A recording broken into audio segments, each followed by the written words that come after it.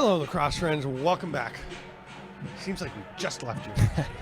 It is the 2018 Baggataway Cup. I'm Steven Stamp, joined by Pat Gregoire, and it was about 35 minutes ago that Brock finished off an astonishing overtime win over Trent in the first semifinal. It's set a high standard to live up to. We'll see what happens here as the McGill Redmen, wearing their red, going left to right with the white trim, will face the Western Mustangs, the two-time defending champions, wearing the white and going right to left. Like you said it best. I don't know how you top that instant classic we just watched, but you have two fantastic programs, top to bottom, great coaching staffs, a lot of offensive power and depth, and of course, two very, very strong goaltenders and defense as well. This one has the potential to be a great one.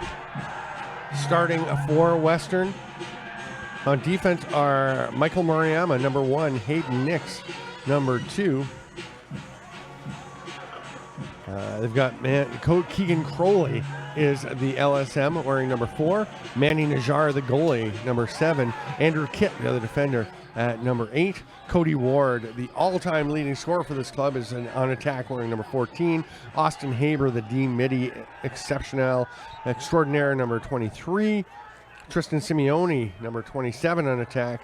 And Jonathan Takiwa on attack. And, of course, Jackson Rakosi, number 51, taking the faceoffs. That's Keegan Crowley coming up with it. We'll get to the McGill starters shortly, but for Hayden Nix will take the first possession, hand it off to Manny Najjar. And we were saying earlier, it seems like Manny Najjar's been at Western forever. He's had a very successful career. Yes, he has. It's his 4th year in the Sciences from Brampton. All-time leader in career wins for this program as well. You mentioned Cody Ward, the all-time leading scorer. Najjar's done some great things in between the pipes as well. Tristan Simeone, who was absolutely ripping it up in the warm-up. We'll see how that translates. You never know how it's going to transfer from warm-up to game, but he was sniping in the warm-up. He's got a great shot. I think he had 19 goals in the regular season. Yeah, 19 goals, 7 assists. He had a couple of huge games, especially down the stretch when teams really started to lock off and play tight defense on Ward. There's Cody Ward throwing it up top to Rowan Kelly.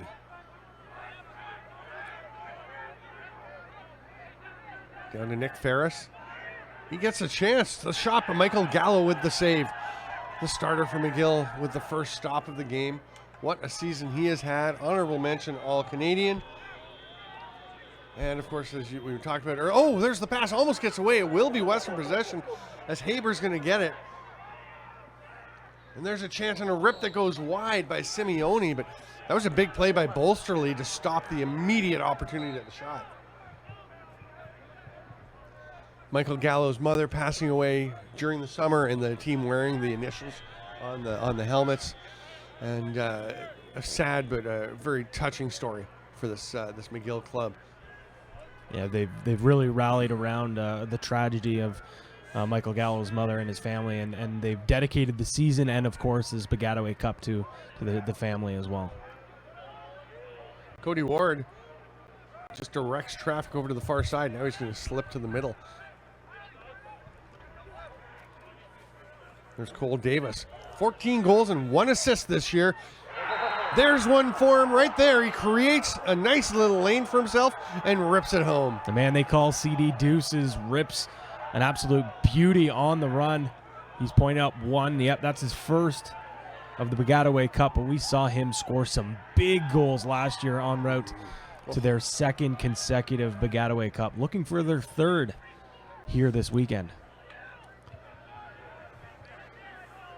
And it is difficult to repeat. It's very challenging to win again, but it also can feed on itself. I mean, this team has a lot of experience, a lot of confidence, and they also have a 2-time All-Canadian face-off man, Jackson Rakosi, right there. Or is he 3 times? I believe 3 times, 2 times with Western, right, once with Queens. Yep. Haber in the offensive zone. He's going to try a shot that somehow was knocked away. That's one thing Haber's been working on, a little more offensive side of the game. He's not going to take too many offensive shifts, but when he does get chances, he's going to take them. He feels a lot more comfortable with the ball in his stick, and I know that shot went pretty awry there, but it's good to see that he has at least some confidence in his offensive abilities because we know how good he is defensively. Simeone on the far side with the ball gets to Ferris. Oh, sorry, that was to Jonathan Tequila. There's a shot off the outside of the net. Pearson Noble trying to connect. So far, it's been all Western. McGill not even getting up and getting a possession. They will see if Connor Plant, the software engineering major from Burlington, Vermont, can even get it over center. He's going to wind up whipping it behind his back because he's being forced out of bounds, and he stepped on the sideline before he could let go of the ball. Great job by Mike Byrne, collapsing in, recognizing that Plant's running out of space, pushes him right out of bounds, and you just see the Western bench erupt. We've seen a lot of teams elect to kind of go with the zone ride, allow the poles to make the decisions. Well, the Western Mustangs, they attack. Sometimes you'll even see them send poles right to the ball. They really, really like to dictate the pace of play. Cody Ward watched by Tanner Baldwin. Baldwin, who was sensational yesterday, did take a couple of penalties that were critical in keeping Toronto in the game. That was a tough matchup. Toronto really pushed McGill, although the Redmen showed their class in the second half and started to pull away a little bit. They certainly did. We see a turnover there. Looks like it maybe went off a McGill defender's stick as Western's going to keep possession here. Yeah, just not a great start for McGill. And they're shorthanded as Connor Plant has gone to the box. You can tell he's frustrated. Wow, what a rip from the outside. Cole Davis again. Has he got two fingers up? He does. I think he does. 2 goals for 22, and we've just seen him transform into such an elite shooter, and it really was a coming out party for him coming into last year's Baggataway Cup. He had a pretty nice season last year, but really, really it took off in the Baggataway Cup and poured into this season. Like you said, was an outstanding 14 goals and 1 assist for Cy Young Award. Yeah, exactly. Big battle for this face-off. Looks like Brendan Mullen, the All-Canadian defender from McGill, will get it. Economics major from Toronto. A lot of Toronto guys play for McGill, go to McGill and wind up playing there. Oh, that ball's turned over. Keegan Crowley grabs it, tries to get the pass through, can't quite connect. It will wind up being picked up, though, by Western. Jackson Riccozzi still in the field after the faceoff. He's going to stay for a shift on offense. No, he's not. He's leaving now. He just wanted to hear me say it. Cody Ward, as we mentioned, the all-time leading scorer, got that fairly late in the season for Western. I believe it was it their last game of the year, actually, in the playoff game. I think it was the last game of the year. I think so. I think you might be right. We'll push back to the pass to the back of the net. Simeone trying to get away from Bolsterly. Hands it off there to Michael Byrne. Got some flow going with this win. This is going to be prominent, but that shot's just a little bit wide. Talked about Austin Haber working on his offensive skills. Same thing with Mike Byrne. Byrne really wanted to contribute offensively this season and become more of a two-way midfielder. 7 goals, 5 assists, 12 points on the season for him this year. He's been a very valuable piece over the past few years. Byrne, who's taking business management and operational systems, the old BMOS. Nice pickoff there as that pass was floated through. 8 players from this Western roster in the BMOS program. It's popular. It is. I took poetry, so. I mean, I took other things, but my master's degree is in poetry. So. McGill with the ball. That's about as far away from business as you can. Yeah, I would say so. Andrew Chase, number 26, with the ball. First offensive possession we've seen for the Redmen. This relentless ride for Western has just given so much trouble to McGill. Almost a lane to the net opening up there. But Seth Obadia decided to go back. Not a bad idea, unless it's wide open. You want to just hold on to the ball for a bit. Give your D a moment. There's Chase putting his shoulder down. Really establish a feel out there. It's a chilly day, too, plus a very late start to their official warm-up out there because of the previous game going to overtime. There was only about 27 minutes for them to get on the field and get ready to go. Chase spinning away from the check there by Noble. And that one's picked off by Manny Najjar. Great save by Manny Najjar, making sure the momentum's staying with this Mustangs team. You can see McGill just not electing to take many outside shots. There was a few on that far wing, or the close wing, I should say. McDonald wound up and then stopped as Cody Ward came out to play defense on him. Last night against U of T, we saw them fly the ball from the outside. I don't know if it's maybe because Western's pressing out a lot more than we saw U of T do it, but certainly they look a little bit rattled by this slow start. Western setting up in the offensive zone. Simeone behind the net.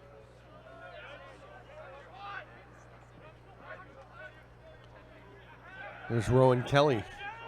Gets the pass through to Davis. Can he get another one? He can. 3 fingers, 3 goals. It's 3-0 for Cole Davis and the Western Mustangs over McGill as we near the midway point of the first quarter. Big hat trick for Cole Davis. He is one clutch player, but how about that feed from Rowan Kelly? Rowan Kelly, a little bit of a toe drag, drags it in, goes to the middle and just sees that slide coming before it even gets there, flips that over to Cole Davis, and Davis unloads that patented shot. And Matt Karastecki was just establishing some space on the near boundary line of the faceoff as he just gave a little shove to Austin Hayburn. You wonder what the response will be from McGill. I think that was him trying to establish, hey, we're not done. We're coming back to fight. You know, I mean, we saw Brock up 3-0 on Trent. Trent came back. McGill is far from out of this, but you don't want this Western team to get too far ahead. They do have a way of shutting the door on you. That we've seen a true change in the identity of Western. Say maybe 5-6 years ago, they were just a perennial powerhouse on the back end with so many strong defenders and not that offensive, but the way they've changed, they are so much more offensive now. A lot of athletes at midfield, but their defense still very strong as well. Maybe not their strong suit, but very underrated. And they'll push the pace. Yeah. It used to be very much a exactly. Let's play defense. Yep. Let's go up. Let's play offense. And now they will. I mean, Keegan Crowley is as dynamic in LSM as you're going to get running the field. There's a chance out front for Simeone, but they couldn't get the ball through. Well, I guess they did. They're going to say it was a shot. Or did it go off the McGill defender? It may have been knocked down by the defender and out of play. Baldwin checking Rowan Kelly. Knocks it loose. Boy, Tanner Baldwin was great last night. Ooh, Nick Ferris kind of brought his stick down on the back of the helmet of a McGill player there. And then a big push by Rowan Kelly trying to move the pile. This is like a rugby scrum. And eventually there's a loose ball push on the back. Nick Ferris wanted to get a shot right away. They're going to make him back up and start things a little further out. I was talking to Rowan Kelly earlier last week just about the season and, you know, expectations for this tournament. And he said, you know, all great things, but he also said, you know, I'm not even too sure if I'll be there because if training camps were to resume, he would have been with Colorado, the Mammoth. But as we know, still a stalwart with, you know, a kind of standstill right now with the CBA. So luckily for him and, of course, the Mustangs, they're able to keep him because he's been a big piece on at midfield this year. Tanner Baldwin gets the ball up across midfield, and the sun makes another appearance right in our eyes. Oh, yeah. So we're facing west. We're facing a little northwest. McGill trying to take some control here with this possession in the offensive zone. Liam McDonald, honorable mention All-Canadian, lobs it across to Chase. He's driving down low, looking for opportunities. Turned back by Michael Moriyama. But all the Western defenders, oh, that ball is knocked down. Great job by Nix. I was going to say, all the Western defenders so comfortable handling the ball. Moriyama, Hayden Nix, Keegan Crowley, the LSM, John Kitt. I mean, these guys don't mind getting involved and pushing the ball. Again, not something we necessarily would have seen back in the past. Here's Obadia. He's watched there by John Kitt. Crease violation as Patrick Turner fell into the goaltender's circle, and it will be Western possession. a little bit of a better possession for McGill, but still we're not seeing that confidence that we saw last night against U of T. Taking shots, really, moving the ball around, getting their touches. I said it before, they look rattled right now, and all it needs is one, and then the confidence will get back. John Kitt just slips past Max Murdoch on the ride. We'll hand it off there and let Michael Byrne do his thing as he goes to get back into the defensive zone. Here comes William Carndiff. Throws it across to Jonathan Tequila. Western rotating some folks through already. There's Patrick Gamble coming in, number 11. This is Byrne again on the run. Jeremy Talevi really working people through, giving everyone a chance to get involved. Nice strip. Bolsterly going after the ball, but it's scooped up there by Byrne. You mentioned William Carndiff's name. He's, I believe, freshman from Whitby. Went to Donald A. Wilson, coached by Sean Williams, a Kufla and lacrosse legend. Yeah. Yeah, we talked about Brock not having Brandon Slade this year because he graduated. One of their all-time legendary players that hit some amazing marks. Sean Williams, of course, the Badger. Yes. Of all time. In the Brock Hall of Fame. Yes. Not to take anything away from Brandon Slade, who was a fantastic player, but Sean Williams. Yeah. I mean, wow. Yeah. Although I wouldn't be surprised to see Slade in that Brock I think Hall he should of be Fame one day. I think he should join him. Remarkable. Oh, the ball taken away from Ryan Hebert. Look how he just kind of popped out of his stick. Here comes Crowley on the run. Bit of a wild shot, but they will retain possession. Baggataway Cup time, it's great. It always means you're going to see... offside call against Western. Might have been Crowley. Sorry, go ahead. I was going to say, the Baggataway Cup, one of the best times of the year. The weather is cold. You can always guarantee that it'll be wacky, but you can always guarantee that Keegan Crowley brings out his best game. It just seems like once this weekend comes, he just elevates it so much. And I just love watching him play. I'm a big LSM guy. I love the position. I feel like the LSM is kind of my spirit animal, even though I was just a long pole who wasn't really allowed to go over center. He plays it so perfectly he plays well. Everything so well about that. And he does seem to bring his best to the Baggataway Cup. Chase with the ball. You go a little hidden ball trick. I don't think anybody's buying it. Kieran McKay. 3-0 as we're down to the last 3.5 minutes of this first quarter of the 2018 Baggataway Cup on Lacrosse TV. I'm Stephen Stamp with Pat Gregoire. And McGill looking to get on the board. Very different to the way the first game got going because it was 3-0 for Brock, but then the goals just got flying. We had 8 goals in the first quarter of that game. And then only 5 each in regulation time the rest of the way. Defense and goaltending really settled in.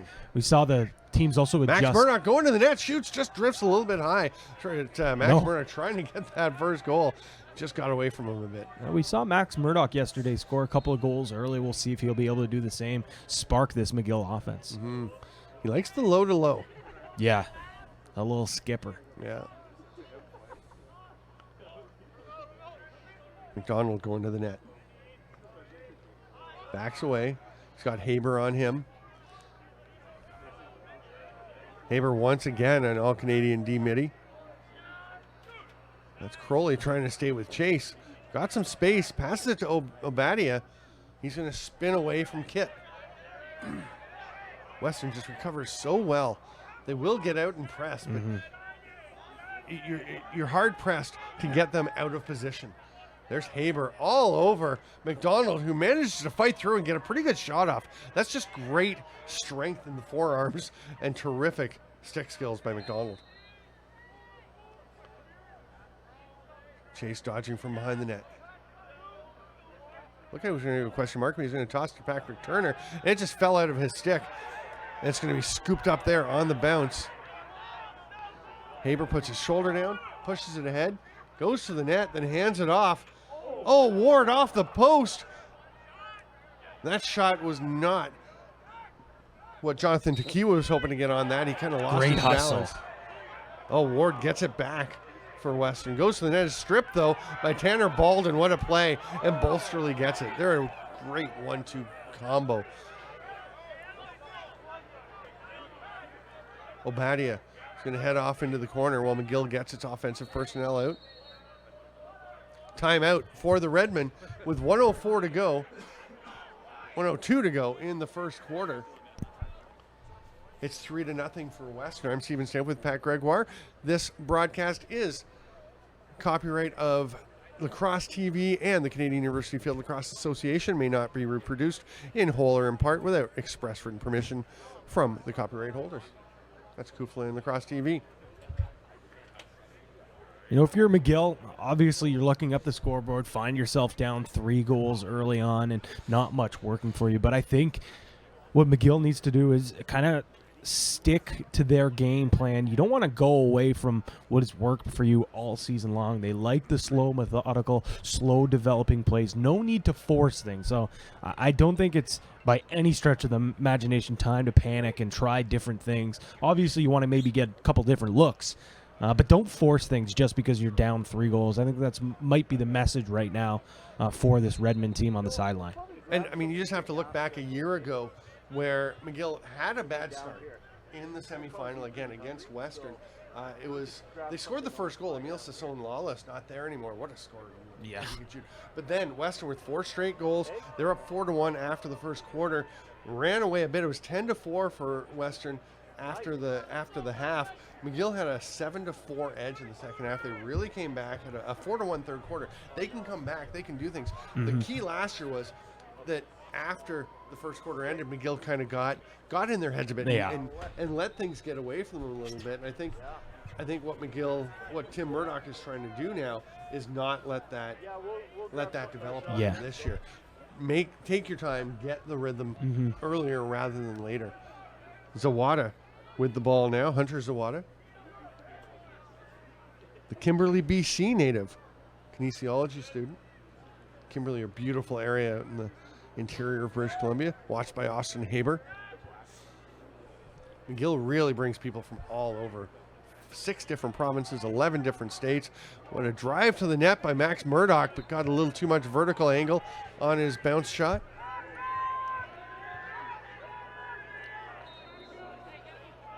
Obadia watched by Kit.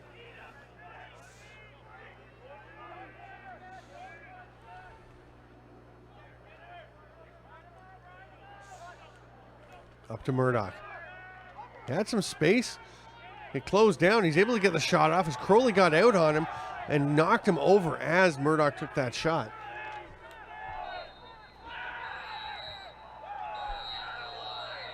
That'll do it for the first quarter. McGill can't quite find the back of the net. And it's 3-0 through 20 minutes of play for the Western Mustangs. A dominant first quarter for the Mustangs. They've looked great on defense, really silencing this powerful McGill offense. And what they've been able to do offensively as well. Cole Davis, 3 goals. I mean, we talked about how it was a coming out party for him last year at the Baggataway Cup, but it looks like he's making magic once again. A hat trick in the first quarter. Pretty remarkable. Yeah, Cole Davis 3, McGill nothing. I mean, it's amazing. Yeah. Thank you to everyone for being with us here on Lacrosse TV. I'm Steven Stamp with Pat Gregoire. It's almost, I mean, this is a good game. I mean, Western's playing very well. McGill trying to battle back in. But with, like, we just had the 25 minutes or so between games after. You said the instant classic, Brock over Trent, the kind of unbelievable ending when they go through 80 minutes of regulation time. Trent with a huge comeback to make it 9-9 and force overtime. And then, you know, Brock scores, Trent scores, Brock scores, Trent with a huge goal to we thought, push it into sudden death overtime. And then kind of a crazy play at the end. Alex Pace with the goal, the one-handed little sweep shot, so strange. It's just so many weird things were happening. The Latrell Harris strip at center, and then playing without the stick. It was nuts. And the Nick Finley pass that looked like it was going to fly out of wind bounds, knocking it down. It came down to Nick Karam, and then Karam tries to hit Jeff Fernandez, and don't even know why he was making that pass. No. not to put it on him, but that's the one that turned it over Yeah. and led to that chance at the end. So all that, and then we have to come out and play another game. We have to come out and call another game. We don't have to. These guys are playing for the first time, but it does impact them. The warm up was shortened. Your mental preparation is thrown off a little bit. You have to be able to adjust to circumstances. You learn that you control what you can control, and don't worry about what you can't control. Just try and make uncontrollables as controllable as possible in terms of your reaction to them.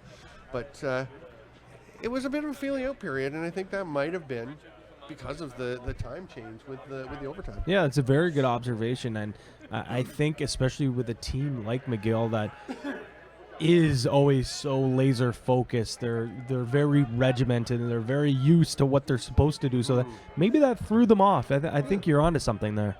They are very structured. Tim Murdoch will flat out say we play the most structured style, the most American style, as it were, of lacrosse in Kufla. Jackson Rakosi, another big face-off win, and he is up against Gardy Herr for the most part. That was actually Julian Smith-Vudoris, but Herr takes number 77 takes the most of the face-offs for McGill, and Rakosi. Those are the two All-Canadians. Yeah. Herr and Rakosi's just dominating. And now he's going to try and score, and that's a pretty good shot. Foot save by Michael Gallo, who just swats the ball over to Tanner Baldwin. That's a pretty gutsy play by Gallo. Worked out well. Now he moves it ahead to Paul Rougeau. He is knocked over by Haber, but they're going to say... Playing without a stick. Oh, playing without the stick. Yeah. Tequila's going to slow things down for Western. Tomorrow's final will be played at 1 o'clock. Again, live here on Lacrosse TV. It will be the Brock Badgers back for another shot at the championship. It would be their first since 2009. Right now, the Western Mustangs look like the more likely team for them to be facing, but a lot of time, a lot of things can happen. McGill wants to get that first goal, though, get the monkey off the backs. Simeone over the far side. Cody Ward pops out, looking for the pass. Sidearm rip instead by Tequila. That's going to go well high, up out of play. Western restarts with Simeone. Watched by Bolsterly.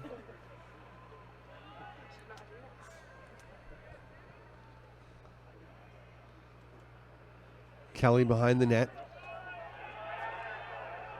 Great strip by Bolsterly and comes up with the ball. He's had an outstanding season for McGill as well. He's been very good in this tournament. Ball momentarily popped away from Obadia, but he does get it back with Kit all over him. Yeah, Bolsterly probably had his best game of the season in the first playoff game against their rivals. Bishop scored a goal, but more importantly played a great defensive role, shutting down their top offensive attackman. AJ Skirving's out there for Western, number 47. The long pole with the flow was part of the Founders Cup champion of Lower Mohawks, a huge part of it. And it threw me because I look at the roster and it says Alan John Skirving. And I'm like, who is Alan John Skirving? I didn't even know his first name. Yeah. He's AJ to run around him, I think. Great move by Obadia, but he is knocked down. Still managed to shovel the pass over. Murdoch gets it, tries to throw it back to Turner. Oh, and it's going to just get away on the pass. Obadia took the dive but couldn't quite get it. Western gets the ball back. Great job by Western. Perfect rotation. Had that first and second slide led by Michael Moriyama, a veteran defender, 5th year. In the BMOS. Yes, another one I was just 8 going to of them, say. I'm telling you, they're everywhere. Western, of course, known very much for its business school. Yes. Boy, we saw McGill and the University of Toronto yesterday play two great academic institutions. Today, I mean, Western adding to that as another Absolutely. great school. Trent, of course, multiple times recognized as the top undergrad university in Canada by Maclean's. So, I mean, there are a lot of great academic schools in this league. Absolutely.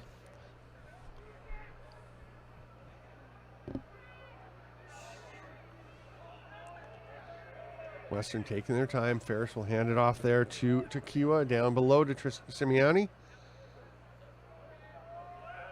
Cody Ward just lurking in the slot, slips behind the net.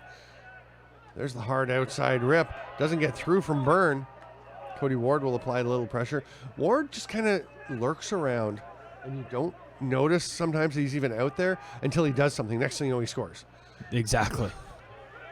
You always have to keep an eye on him, because the moment you forget about him, he will make you pay. Yeah, it's like he lulls you to sleep. Yep.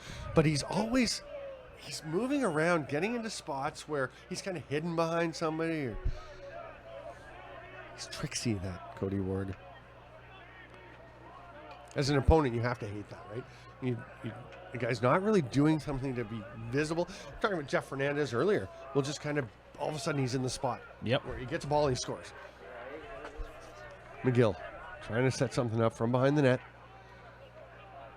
McDonald dodges out, cut through to Murdoch, can't get it through. Whenever you get anywhere near the crease, Western has a defender on you and on your nerves. Here's Kit running with it.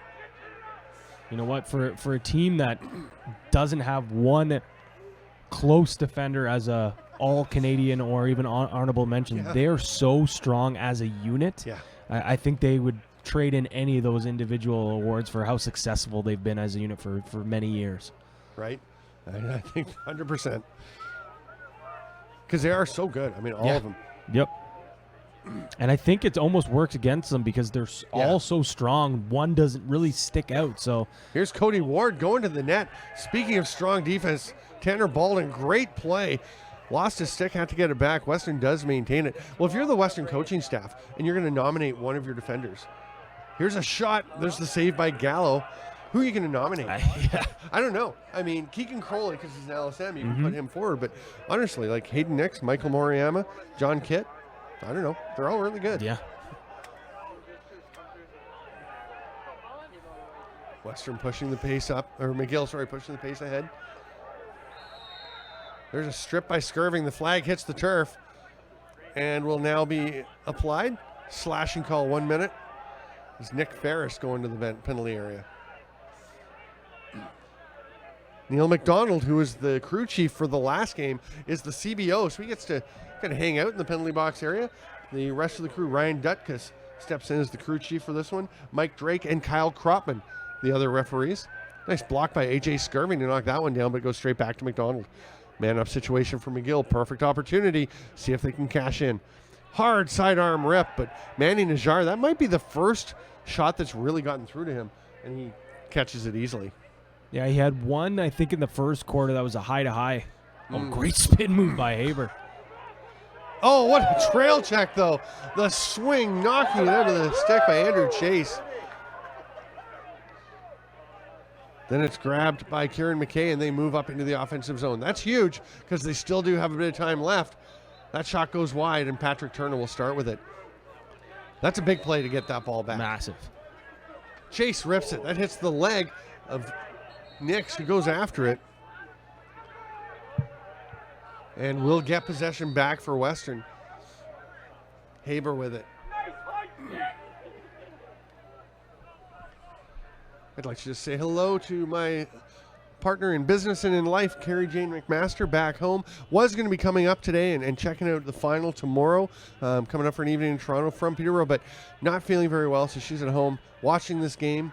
And I hope you're enjoying it, and along with the rest of the crowd. And it's too bad she can't make it, but she, like everyone else who can't be here, enjoying it on Lacrosse TV. This is Nick Ferris.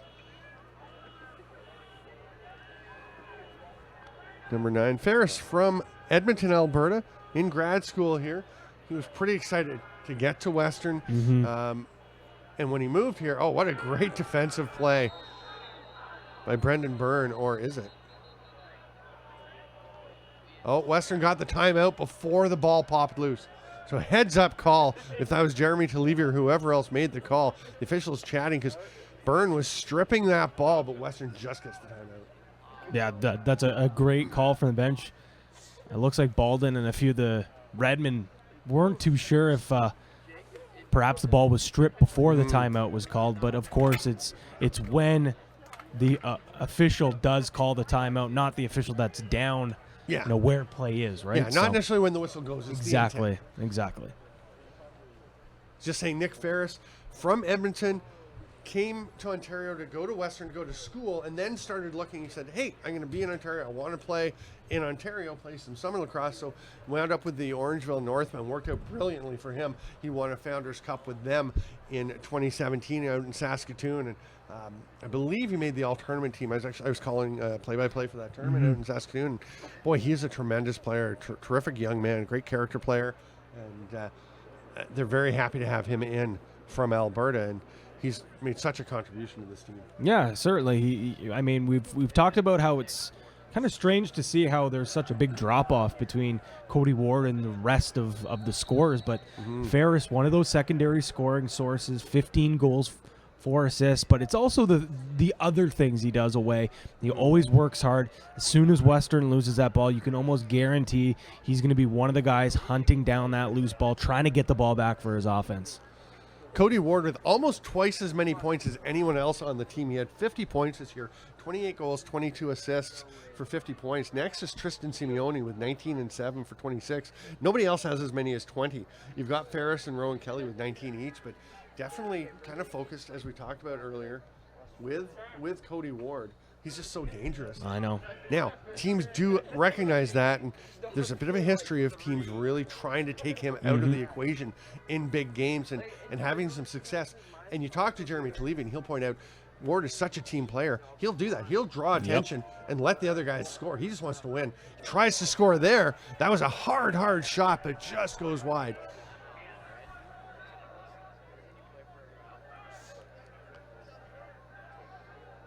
Drive underneath attempt by Rowan Kelly. That pass gets away. Ferris hunting it down. Like you said, it's not going to get out of bounds. And he comes up with a great job. Oh my. I thought we might see Connor Plant get called for something there as he flattened a man, but Western came up with the ball anyway, so they play possession. Now McGill has it. Bolsterly going for a run. Huge stop by Gallo there. Yeah. He's been sharp.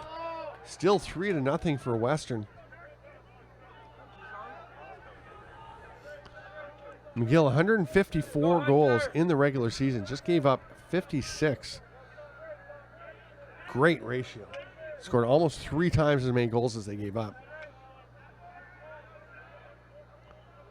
But they haven't been able to find the back of the twine.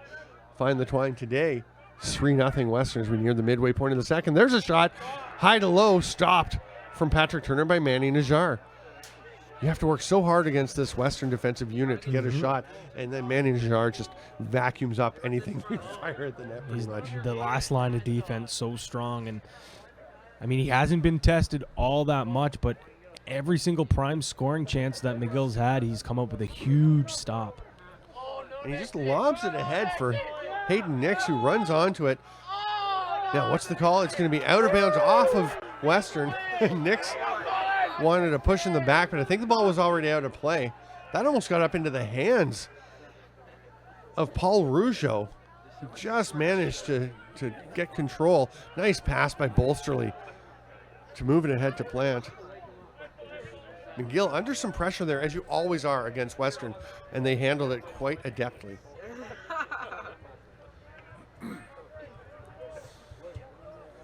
Chase picked up by Crowley.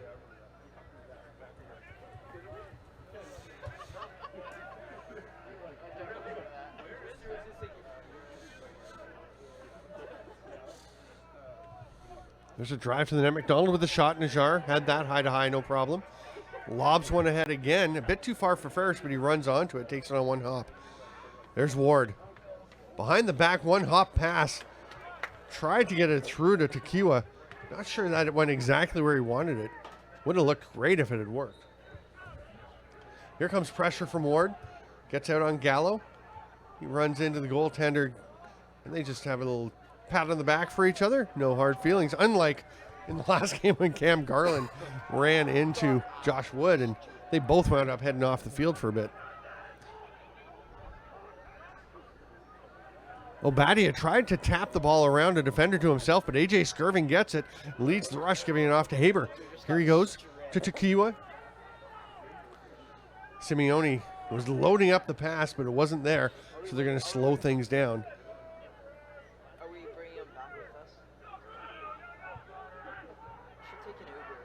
Simeone behind the net. Michael Byrne's open. The pass doesn't get through, though. Byrne was just slipping into the open space. They call a push on the back there against Brendan Mullen.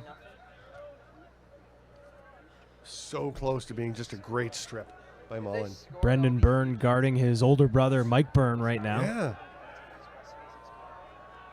You familiar with both of those guys? Yes. It's interesting seeing the sibling rivalry on these two different schools.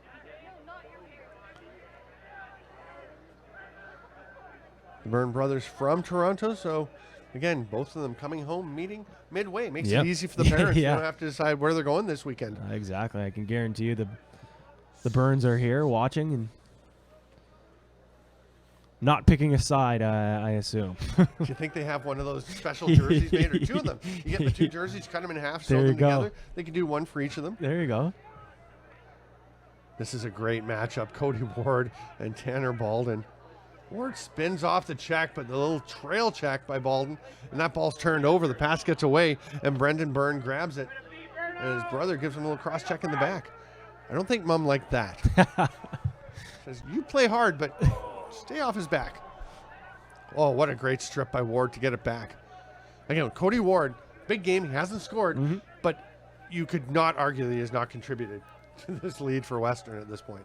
Absolutely. And I think that's one thing, too, that kind of sometimes you look at the box score in some of those big games that he's played, and maybe he doesn't have as many points, but he does find other ways to contribute. And like you said, that's all he cares about is winning the game. At the end, he does not care about his stats. He just wants to win. Fourth-year kinesiology major from St. Catharines. We were discussing whether he's back for a fifth year next year or not. We're not sure. We'll have to find that out. Oh, nice little move to get to the net and a goal. What a finish by Rowan Kelly. Great little underneath step. And then he was gone and nobody could catch him. Rowan Kelly had an assist earlier on the game, but the last couple of possessions had a couple of turnovers, and you could tell he was very frustrated. We actually hadn't seen him since his last turnover. He comes back out, has a short memory, forgets about it, and scores an absolute beauty to extend this lead to 4-0. And we are now coming up on 35 minutes of game play without McGill finding the back of the net. That is pretty stunning. Tim Murdoch is over there waving his arms up in the air saying, stay up, stay up. He wants his team to stay excited and start to battle back into this. Haber comes up with possession for Western, lobs it back to Nix. Heard that tons of times before. Haber grabs a loose ball. Yeah, that happens. Manny Najjar with the ball. He's going to take his time. All three McGill attack right back at the center line. So Western's not going to rush. Again, the lob pass. Boy, Najjar loves to play like a quarterback, finding the space between the two levels of the football defense and just lob the ball to let guys run onto it. It works very well for the most part. Big move, power move there by Patrick Gamble. I believe the younger brother of Jesse Gamble, is he not? I believe so. I think you're right. From Oakville. Bounce shot by Tequila. That one's swallowed up by Gallo. Across to Plant. There's pressure from Simeone. Plant goes to the sideline. Doesn't like that, so he's going to shovel it over. Tanner Balden spins away from some ride pressure. Oh, what a beautiful sunset we've got going on here. All kinds of pressure on Balden. That's a lovely pass with a man right on him to Connor Plant. So calm is Tanner Balden. Timeout by McGill. 3:42 to go here in the second quarter. They trail 4-0. And you can see, I would say from the way that Tanner Balden made that play and the way they moved out of that ride, I don't see a sense of panic.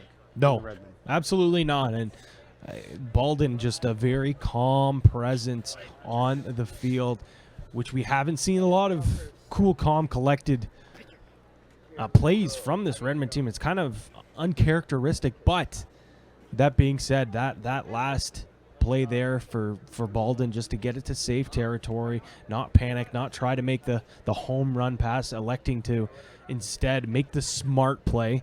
It allows his team to call a timeout, settle things down, and I think it's pretty obvious with just under 4 minutes to go. If you're the Redmen, you're desperately wanting to get at least one heading into the change room for halftime.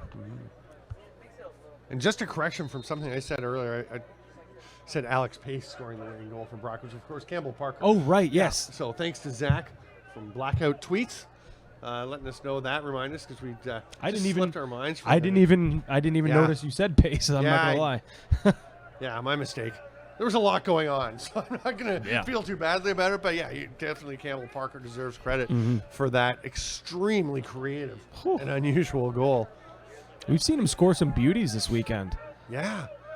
Yeah, not a lot of them, just straight up shots. Yeah, the backhand whips. Yeah, the couple of those shovel backhands. Yeah.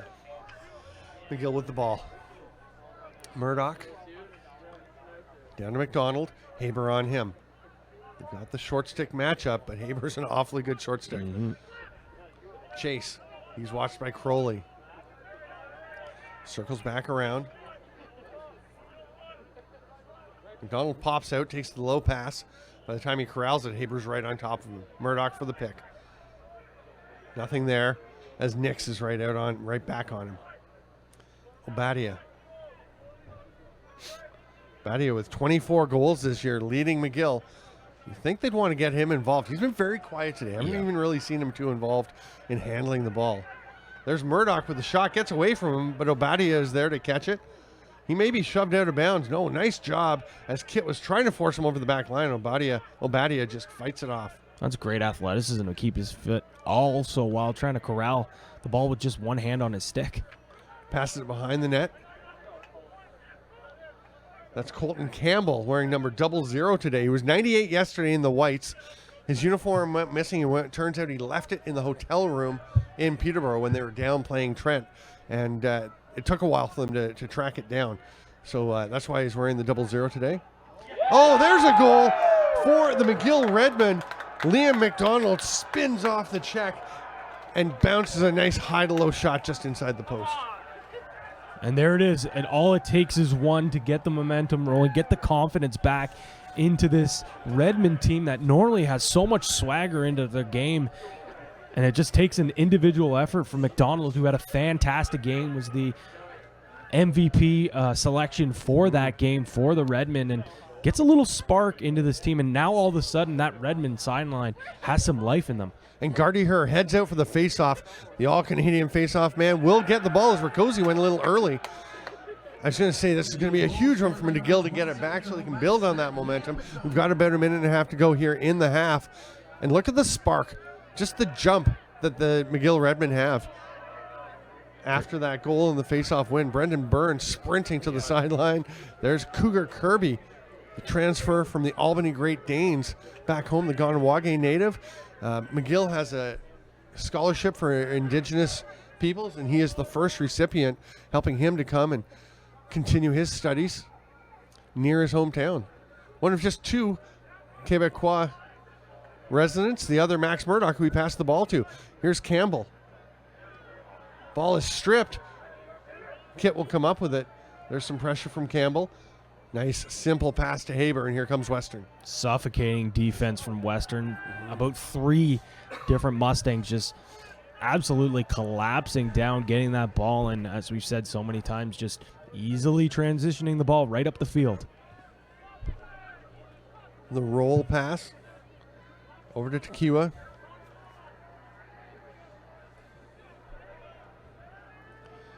.28 seconds left in the half. Western, I would imagine, will wait and go to the net near the end. Wind picking up a little bit. You can see the jersey ruffling on Rowan Kelly. He's covered by Connor Plant. They probably like this matchup with the short stick and the big, powerful Kelly. He's going to try and make the pass through. Behind the back. Oh, my.